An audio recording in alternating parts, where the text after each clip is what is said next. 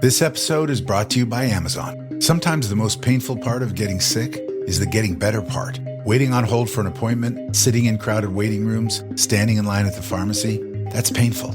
Amazon One Medical and Amazon Pharmacy remove those painful parts of getting better with things like 24/7 virtual visits and prescriptions delivered to your door. Thanks to Amazon Pharmacy and Amazon One Medical, healthcare just got less painful.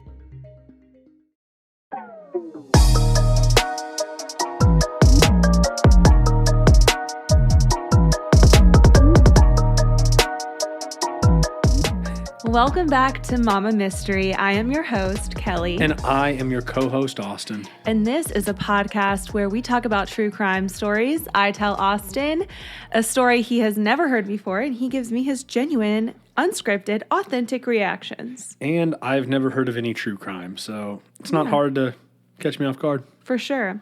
Before we get started, we're going to shout out some Patreons. Let's go. You ready? We have Jenny Myers, Sierra Adair, Nicola Hawkins. Yes. Emily Blakely. Yes. Chelsea Jago. Right on. Katie Rogers. Awesome. Kristen Solano. Thank you. Elizabeth Wiley. Gracias. Callie Kratz. Yes. And Donna Rodriguez. Shout out, Donna.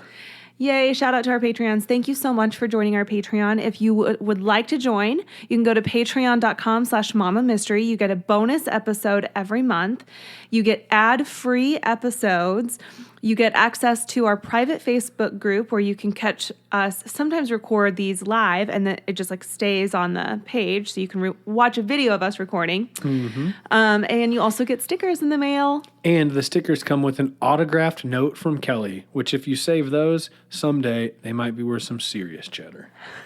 Serious cheddar. As a collector, I'm telling you right now, might be worth some ched. Might be. All right, so today's episode is recommended to us by Chelsea Parker. And if you want to recommend an episode, you can go to mamamystery.com, hit that request a episode form, fill it out, and, I'll add it to my list. Let's go. All right. Today we're talking about the Caffey family. Okay. You've never heard of them. I know. But the Caffey family lived in a rural area of Alba, which is a small town in East Texas, about 85 miles east of Dallas. Their home was situated on a large plot of land surrounded by woods and creeks, and the Caffey family, there you go, making noise. I apologize. I bumped our table. If you're new here, that happens. So we're not even going to edit it out. That's just the way it is. That's how we roll. The home was situated on a large plot of land surrounded by woods and creeks, and the Caffey family was a seemingly typical Texas family. Terry Caffey worked as a home health aide for Praxair, delivering oxygen equipment and hospital beds to patients' homes. He also pastored at their church sometimes, but he wasn't ordained yet, although I believe he had plans to get ordained. So very active in the church. He was a very devoted father. The whole family, honestly, was very active in the church community. His wife, Penny, was a homemaker who homeschooled their children, Matthew, Tyler, and Erin. And Penny also played piano at their church, and she was a talented seamstress. Nice. So really just like Beaver Cleaver type home, right? The Caffey kids were shy and well-mannered. Matthew was 13 years old, and he was a kind kid, a talented musician who played in the church band. Tyler was 8 years old and was known for his love of sports and his outgoing personality. And Erin, the oldest child, was 16 years old, and she was also involved in her church's youth group. She often sang in the choir and was known for having a beautiful voice. She also worked at Sonic, and she was one of the only employees there to actually wear the rollerblades while she car hopped. I never see that anymore. Yeah, that's old school, but that's true Sonic. Yeah, like that's quintessential Sonic. I dig it. Classic. So when Erin turned 16, she started going to public school as a freshman in high school. And this is also when she got her job at Sonic. And then in September, while she was working there, she met a boy named Charlie Wilkinson. Charlie was 18, and he was a little rough around the edges, a bit of a bad boy. Erin fell for him, hook, line, and sinker. There's just something about bad boys that some girls like to go after. Bad boy. Mm-hmm. What was that? Bad boy. Oh. What you gonna do? Well, apparently they just clicked. Charlie came from a broken home. He didn't have a stable place to live. He kind of floated between relatives' houses. But something in him just sparked an interest in Erin. And I don't know if it's that, that like... I can fix it. Yes, exactly. That's Bob, what is that called? Wreck-It Ralph. Wreck-It Ralph. Oh. I'm going to wreck it. And then there's the guy that goes, I can fix it. Yeah. If you have kids, you probably recognize that. If you don't, learn it. We're gonna move on if you don't. So when Erin told her parents about Charlie, they were a little skeptical at first. Erin was very naive, and she didn't have the best track record for choosing boyfriends in the past. So Penny and Terry invited Charlie over for dinner so they could just get to know him. And when Terry introduced himself for the first time, he held out his hand and he said, "You must be Charlie." To which Charlie replied, "Yeah, and you are?" Not a great first impression. Yeah, that's bold. Very bold move. And I guess he was like sitting in Terry's chair, and he was, it was like Terry's recliner, but he was sitting in it sideways with his legs hanging off the armrest. And he's no like, way. That's not how we sit in chairs. And it was just a bad impression. And things only got worse from there. Charlie was caught multiple times going through their medicine cabinets, even after he had been confronted by the parents. And he would be like, "Oh, I have a headache. I'm just looking for medicine." And they're like, "Well, you need to ask. You don't just go through people's stuff." What a dirtbag. And even after being confronted, he still got caught doing it again. So he was really just like disrespectful. And when they would take him to church, he would even act inappropriately at church, feeling Erin up, putting his hand up her shirt in front of other people, and like just making people really uncomfortable. And their relationship quickly progressed, and Charlie became obsessed with Erin. And I'm sure it was mutual, but he was showering her with gifts, and he became a bit controlling and obsessive. And then one day, Charlie gave Erin a promise ring. And it was actually his mom's wedding ring that he gave to Erin. And this really upset Terry because he's like, "Okay, things are moving way too fast. You guys haven't even been together 6 months. Like, pump the brakes." So Terry and Penny sat both of them down, and they laid down some ground rules that they had to start spending less time together. And instead of Charlie coming over every night after school, he could come over one night per week, but he had to leave by 9 because he was just like really overstaying his welcome. So about 4 months into their relationship, Erin's parents noticed a really big change in her behavior. She started caring less and less about her appearance. She stopped wearing makeup. She stopped wearing like her carefully curated outfits like she used to. She used to be really into fashion and her appearance, and it was just kind of slipping away. Her grades started slipping as well. And that shy, well-mannered girl was just slipping away. And she was greeting her parents with more sass and attitude, saying some kind of hurtful things to Penny even. Just, it was completely out of character for Erin. Which, walk like a duck, talk like a duck. Like, you become the people you are around the most. Yeah, I agree. So on February 27th, it was just 3 days after Terry laid down his own father to rest. He had passed from a heart attack unexpectedly. And Penny called Terry upset, asking him to come home from work because of something that she had seen on the computer. They didn't have a computer in their house, but the kids would get on Penny's sister Mandy's computer when they would go over there to visit. And the last time they were there, Erin got on the computer and logged into Charlie's MySpace page. And on that page were posts from his friends saying things like, "Bring your bitch over so we can all get drunk and have sex." And just like talking about... Can you imagine if you saw that with your daughter? Like, no. Oh. I think I would just spontaneously combust. I would literally be on fire. Go to prison. Yeah. And then I would be in prison for killing somebody, for sure. Whoa. What? Is that not why you would go to prison? Well, you just can't vocalize that. Well, anyway, I didn't... We'll edit that out. Continue. Well, anyway, this was obviously a punch in the gut to the Caffeys, as it was against everything they stood for. They are so active in their church. They are well-mannered. I mean, they were homeschooled. Like, they tried so hard to keep their kids on this straight and narrow. And, maybe there's something to be said for, like, what happens when you're too strict. We've seen that before in the wife swap murders.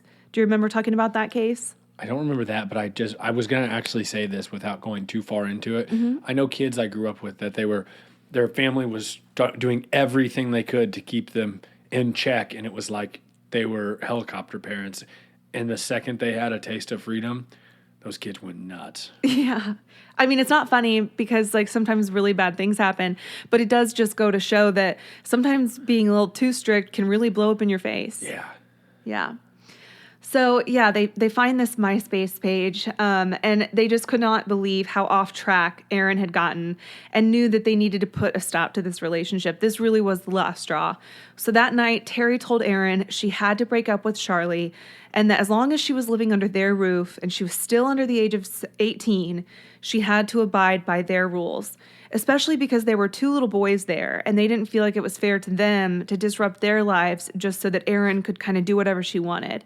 And, you know, Erin didn't have that much longer to go. It was a year and a half before she was 18. So, you know, it's not a lot to ask for you to just be like, listen, like reel it in until you're 18, then you can go do whatever you want. Yeah, but while you're here, you need to chill. To a 17-year-old's dumbass brain. 16, but 16. still, even worse. Yeah, they're like, that feels like an eternity. Yeah. I feel like you either have to approach it with you're going to get out of my house for good, or you conspire with your husband or wife, and then you'd say, hey, surprise, we're moving tomorrow across the country. Because you're trying to tell them. And Charlie can't come. Yeah, trying to tell them you're going to break up with them, and that's what's happening. Like, good luck. How sad is that, though, that like you're so run by your kids that you'd be like, let's move across the country to end this relationship? I mean, that would never happen, but Yeah. we're getting off track. So the parents stepped in. They put an end to the relationship, and to their surprise, Erin actually seemed relieved by this, and she was acting like she was grateful to finally have an out. She told Terry that she'd been wanting to find a way to break up with Charlie for a while, but she just didn't know how to go about it. So Terry told her, blame me. That's fine. Tell him I said it's over. Do it tonight at church. Do it in the parking lot where you're at least kind of somewhat in public. And that's exactly what she did. And Charlie did not take it well. He reportedly peeled out of the parking lot. They were, you know, both upset. Erin seemed upset too, but, you know, she said she'd be fine. And it seemed kind of like finally things might start turning back around. Well, that next night, Terry was woken up to the sound of his bedroom door slamming against the wall as it swung open. He sat up thinking maybe it was his son who came to his room after having a night terror, but the terror was just beginning. Holy shit, I got the goosebumps. A man stood in the doorway and just started shooting. Shots rang through the master bedroom, hitting both Terry and Penny. And then once they stopped, Terry, who had been hit multiple times, just laid still and quiet in hopes that the shooter would believe that he was dead and leave him be. He could hear the shooter trying to reload his gun, but the gun must have jammed. And then he could hear screaming and crying coming from Matthew and Tyler upstairs. And the cries from Matthew saying, Charlie, why are you doing this? Please, Charlie, no. Oh, man. And then there was another round of gunfire. And silence. I got the goosebumps. That is so freaking sad. Yeah. In that moment, Terry realized what was going on and just who was attacking his family. It was Charlie Wilkinson. Terry wanted to get up and fight, but he couldn't move or feel his right arm. And so then he lost consciousness. He awoke to the smell and the heat of smoke and fire, and he was able to push himself up onto the bed and saw his wife, Penny, lifeless against the wall. Oh, my God. Her throat had been cut open. I mean, she had been also shot, but her throat had been cut open, and there was no sign of life at all. And then he thought of his kids, Erin, Matthew, and Tyler, and knew he had to try to save them, but he was up against a wall of flames. His last bet was literally just to escape the fire. He was able to push himself through a bathroom window and then just fall to the ground outside. And then he crawled toward the front of the house, hoping for maybe another entrance that wasn't engulfed in flames so that he could go back in and try to save his family, but it was hopeless. The house was roaring in flames, and the windows were literally exploding. There was no way he could go back in. His closest neighbors were Tom and Helen, which is so bizarre because that is my parents' names. That's weird. Those are my parents' names. Sorry, grammar's hard. Tom and Helen, who lived about 400 yards away through the woods. So he started the long trek to their house, and with his right arm completely useless and unable to move, he pushed through with what little strength he had in his left arm and his legs. He would crawl and rest, crawl and rest. It literally took him about an hour to finally reach his neighbor's house. At one point, he came to the realization that he was the only one who made it out alive, and if he didn't go get help, he wouldn't be able to tell anyone who did this. And with that, he mustered his last bit of strength to get through the woods, through barbed wire fences and gates, through a creek, like literally had to wade through water to finally reach his neighbor's porch. And the moment Tom answered the door, Terry said, "We need help. Charlie came and shot us all." And Tommy said, "What about Penny and the kids?" And Terry responded, "They were all dead." Man, I got the goosebumps. That is a heartbreaker. Psychopath.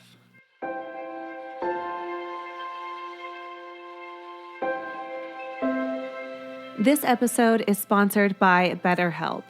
In the summer of 2020, it was a rough time for me. I was going through a lot and discovered some things about myself that I wasn't expecting to find out, all thanks to a random gift that someone sent me. But it completely rocked my world, and I knew if I'm going to get through this, I'm going to need someone to help guide me through these really uncharted waters. And that is where BetterHelp came in. I got to know my therapist and she got to know me, and she helped me navigate through some really tough stuff, and I learned so much about what I was truly capable of. Getting to know yourself can be a lifelong process, especially because we're always growing and changing. Therapy is all about deepening your self-awareness and understanding, because sometimes we don't know what we want or why we react the way we do until we talk through those things. So BetterHelp connects you with a licensed therapist who can take you on that journey of self-discovery from wherever you are. If you're thinking of starting therapy, give BetterHelp a try. It's entirely online, designed to be convenient, flexible, and suited to your schedule. Just fill out a brief questionnaire to get matched with a licensed therapist and switch therapists anytime for no additional charge. Discover your potential with BetterHelp. Visit betterhelp.com/mamamystery to get 10% off your first month. That's betterhelp.com/MAMA mystery. Now back to the show.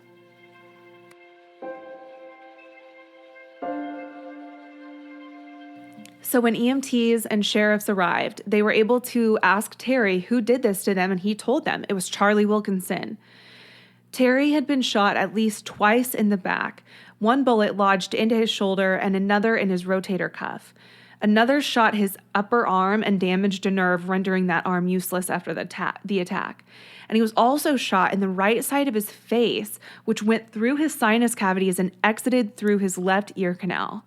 So it really, truly is a miracle that he survived. But it was hardly any solace knowing that his whole family was dead and that his life was destroyed. So when Terry woke up in the ICU, his sister Mary was there, and she told him, "Well, Terry, we've got some good news. Erin is alive." And when Terry asked what happened, his sister told him that she had jumped out of a second-story window and ran into the woods to hide, and that she was in a hospital in Sulphur Springs getting checked out at the time. Sulphur Springs, Texas? So, see, when Terry told detectives the name Charlie Wilkinson before he was rushed away in the ambulance, they knew exactly who he was talking about. This is a really small town, and Charlie was a troublemaker, so they wasted no time going to find him. They found his car parked outside of Matthew Wade's trailer, so they stopped there and they knock on the door. The trailer was this single-wide blue trailer. It was run down, completely surrounded by trash. The front porch was like disconnected from the trailer. The outside walls were patched with mismatched sheets of steel. I mean, it was a dump. And when a teenager answered the door, they asked if Charlie was there. And Charlie stayed there regularly, but the teen wasn't sure, so he allowed him to come in and just look for themselves. So the police waded through bags of trash, empty beer cans, entering room by room. First, they found Charles Wade and his girlfriend Bobby asleep in a bed. And then further down the hall, he pulled back a sheet that was acting like a makeshift door and found Charlie Wilkinson laying on a mattress, awake, wearing jeans and no shirt. So they dragged him outside in handcuffs and asked him if he was involved in the murders. And he told them he wasn't, of course, but the blood on his cowboy boots proved otherwise. Back in the bedroom where Charlie was found, police were searching for any other evidence that could link him to the crime. So they found a camouflage purse with Erin's ID inside, as well as a used condom on the floor. And then in the corner of the room was a mound of blankets, and as he lifted one up, he saw blonde hair, and it was there that he found Erin. She didn't seem to know what had happened or where she was. All she could say was the word fire, but from there, she was taken by ambulance to the hospital. A rush of relief flooded Terry's body as he wanted to know when he could see her. He was just so thankful to know that at least somebody survived. And Mary assured him that she would be there soon, but then as time passed, hours went by, and she still wasn't there. Terry asked what was going on, and he could tell that people were acting a little weird around him, like as if they were kind of hiding something. And then finally, Mary broke down and told him he had a right to know. Erin was arrested because they were saying she was involved. No way. Holy shit. You know, initially, he refused to accept this answer, and he asked a detective, what kind of involvement did she have? And he said her involvement was great. Holy shit, Kelly. Mm-hmm. Terry learned that there were 2 additional assailants involved in the attack. Charlie was assisted by his friend Charles Wade and his girlfriend Bobby Johnson, the 2 that were found sleeping in the trailer. Mm-hmm. So I guess they had promised Charles Wade $2,000 from the safe that was in the Caffey's home because Charles was going through a custody battle over his 2-year-old daughter and could use the money for his attorneys. What a dirtbag. Bobby drove the getaway car while Charlie and Charles went in and killed the Caffeys. But they all insisted that this was Erin's idea, that she was the mastermind behind all of this. They said that Erin had been talking about wanting to do this for at least a month because her parents were interfering with her relationship with Charlie. So Charlie, Charles, and Bobby said that they tried to talk her out of it. They told her, just run away. But she didn't like that idea. She had her mind made up, they said. And it's just like you said, when you're 16, a year and a half can feel like a lifetime. And I don't think that any of them ever considered the consequences, the lifelong consequences that this was going to have. Right. So on the night of the murders, they showed up around 1:30 in the morning, but the family dog was outside and kept barking, and they got scared and drove off. And then Erin called Charlie 6 times in a row, asking, what the hell happened? Where are you guys? So she promised she would put the dog up and keep him quiet if they would just come back and finish the job. So they did. When they pulled back up to the house, Erin hopped in the car and they all drove to a cemetery nearby where they kind of hashed out the plans. Charlie would kill her parents, while Charles Wade would kill her brothers. So Charlie carried a .22 caliber pistol, while Charles was armed with 2 samurai swords. After the killings, they broke into the safe where they didn't find $2,000. But they stole what money they could find from Terry's wallet and Penny's purse, which amounted to $375. Then they got back into the car, and Erin sat there smiling, saying, holy shit, that was awesome. And then, I'm glad it's over. They drove around the back roads for a little bit before finally going back to the trailer where Erin and Charlie had sex. Man, you gotta be a complete, heartless piece of crap person. Mm-hmm. Like, yeah. I don't know. Like a it's like sociopath. It's like I said before, we can't even fathom what that's like. Yeah, I can think of a lot of words to describe how I feel, but sometimes we have kids listening, so maybe I won't use that word. But yeah, Charlie, Charles, and Bobby were all questioned by police separately, and all of their stories matched up. And Erin, who claimed that she had been drugged and then taken to the trailer after escaping a burning house, didn't smell of any smoke, and her drug screen came back negative for any kind of roofies or GHB. So while she was on her way to the hospital to visit her dad in the ICU, the police officer who was escorting her, who literally was like, you're such a brave little girl. She's only 4'11", by the way.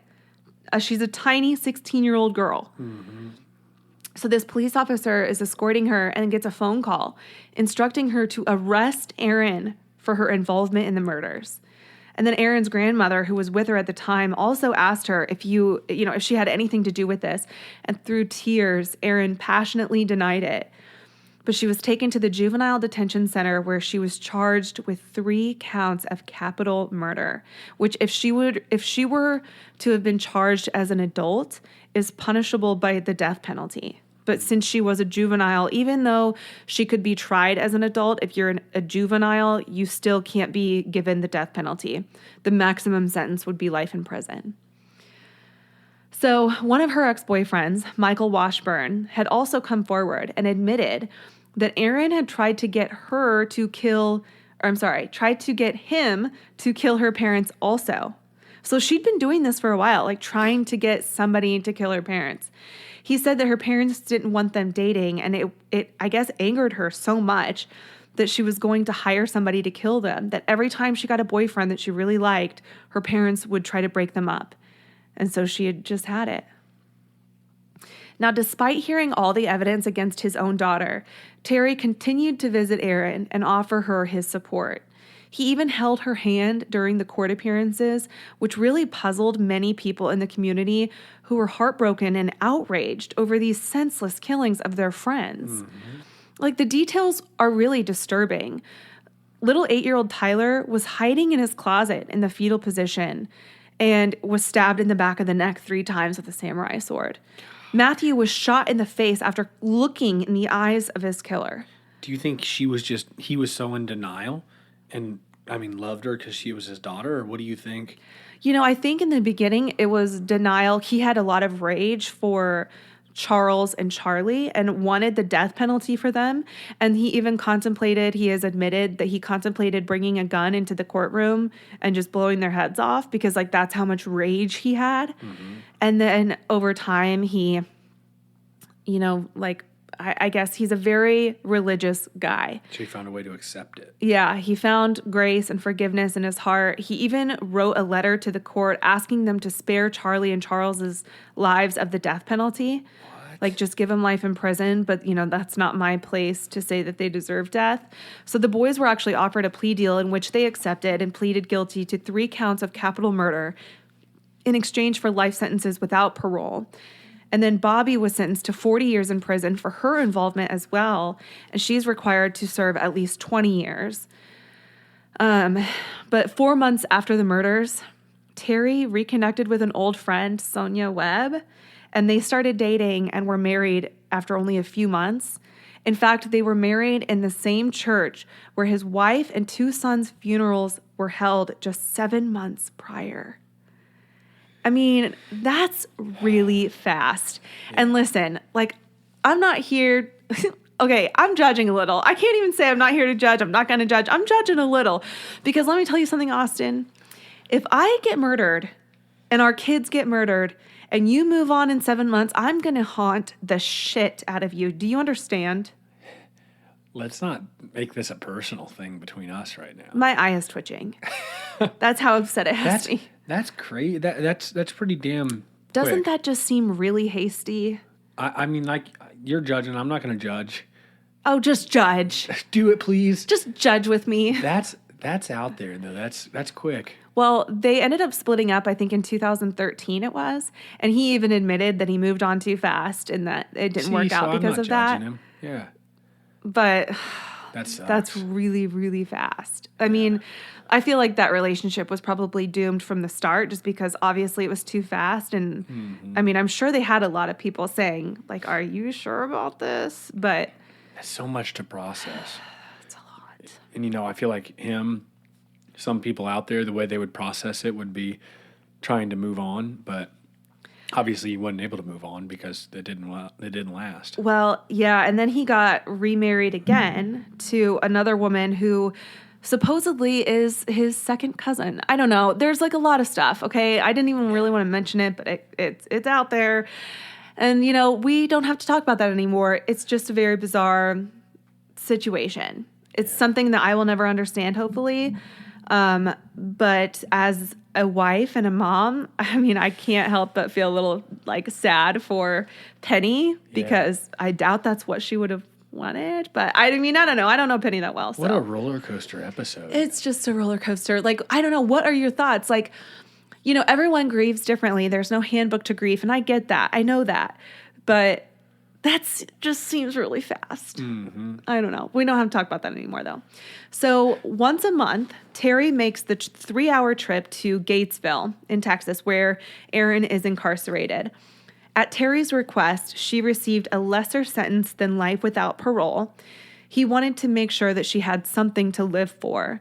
And so Erin accepted a plea deal in exchange for 2 life sentences to be served concurrently, plus an additional 25 years. But with good behavior, she could be eligible for parole when she is 59 years old. Man, can you imagine like your quote unquote something to live for is you're in prison for the next 43 years with a chance to get out and enjoy your 60s and 70s? Yeah.